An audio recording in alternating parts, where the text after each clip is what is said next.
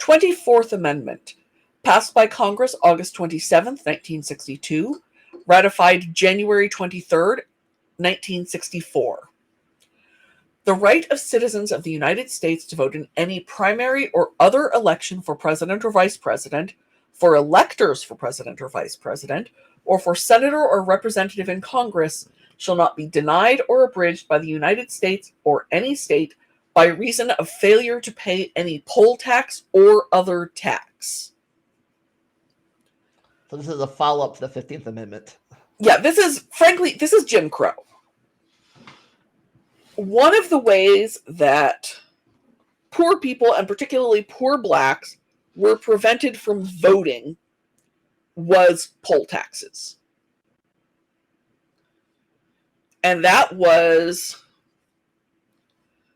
one of those things that sometimes it could be grandfathered in. If your grandfather voted, you don't need to pay a poll tax. Oh, your grandfather was a slave and legally couldn't vote? Well, sucks to be you. And there's a reason that this passes in the early 60s. This is passed by Congress under Kennedy. It is ratified under LBJ. And it's one of those things, and LBJ was a complicated man, but one of the things that he did exceedingly well was he got a lot of civil rights legislation that, let's be clear, Kennedy did not care about, but he got a lot of civil rights amendment legislation passed by going before Congress and saying, we must pass this in honor of our fallen president. And people couldn't vote no because Kennedy had been really popular, or at least became really popular when he died. Yeah, and that makes me think, since he is from the South. Yes. LBJ was a Texan. Now, there was in, the 40s or 50s, a document signed by all but 3 Southern members of Congress in favor of segregation and limiting the rights of black citizens. And the 3 senators, or the 3 congressmen who did not sign, were Estes Kefauver, who is one of my favorite 20th century members of Congress because I like saying his name, Albert Gore Sr., whose son you may have heard of, and whose granddaughter would go on to be a writer for Futurama, and Lyndon Baines Johnson. Johnson was a Texas politician with almost everything that entails. And I'm not even going to say that Johnson wasn't a racist, because Johnson was a racist. However, he's one of those racists you kind of have to gauge by the standards of his day. Because by the standards of Texas politicians in the mid-20th century, he was a progressive on matters of race. Like, let's be clear. Johnson overcame a lot of just being soaked in racism from the day he was born. And unlike Kennedy, who was mostly using civil rights as a tool, Johnson actually cared. Johnson really wanted these things passed. When he signed the Voting Rights Act of 1964, he said, and sadly, he was not merely prescient, he was understating the case, by signing this, we have lost the South for a generation. Because he knew how unpopular the Voting Rights Act was with the average white Southerner. And the average white Southerner still votes Republican. And part of that stems back to Johnson giving black people rights. So Johnson really shoehorned the 24th Amendment in. Yeah, and I think no Democrats won the South except for Clinton. Yeah. And Clinton was from Arkansas. Clinton, God's love him, Clinton does a very good old boy. And this is a man who is a Rhodes Scholar and can do the New York Times Sunday crossword in pen while running the country. But he also comes across as just a good old Southern boy. He's going to play the saxophone on Arsenio Hall. Yes, I remember that. I'm going to tell MTV News whether he wears boxers or briefs. I don't remember the answer because, Lord, I don't want to know. But he still came across as very strongly Southern. And the Southern still goes Republican. And they still go Republican in no small part because of things like Johnson pushing through the 24th Amendment. So, because make no mistake, this is about making it easier for black people to vote. You said it's been a generation. Has it been more than a generation already? Oh, it's been well more than a generation, because a generation is generally considered to be 30 years. So, in theory, starting with Bill Clinton, the effects of the Voting Rights Act and the 24th Amendment and all of the other Johnson civil rights legislation should have been dying away. And in practice, it is not. And I do not want to hear from "it's not about racism" when the people who are proudly voting Republican in the South are also proudly displaying a flag of traitor losers who were trying to keep black people enslaved. Like, I have seen and heard what they are presenting, and it is still about racism.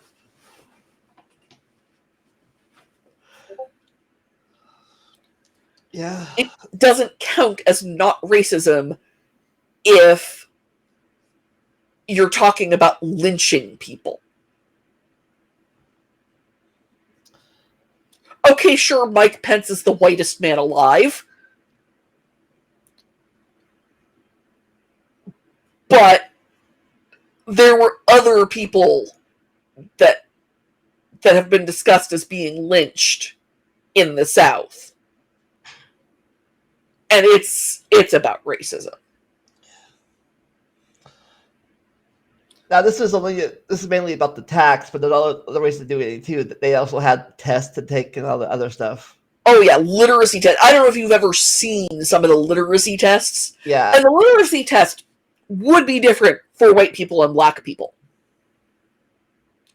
But some of the literacy tests that they were asking people to pass, or civics tests that they were asking people to pass in order to prove that they were allowed to vote, were deliberately prohibitive.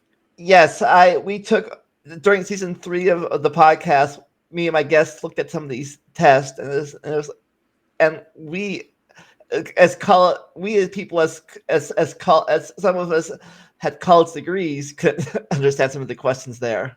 Yeah, and the thing is the average white person, lower class white person in those days, couldn't have passed that literacy test either. But either they weren't given that literacy test, or else it was collateral damage and we didn't really care about the poor people either. Because let's make it very clear, the white planter class in the South didn't care much more about poor whites than they did about black people. They weren't actively enslaving them, but that doesn't mean that they were all best friends. But they sort of took advantage of even the poor people, white people's racism. They are still taking advantage of that. There's a belief that as long as you're above one other person, you're doing okay.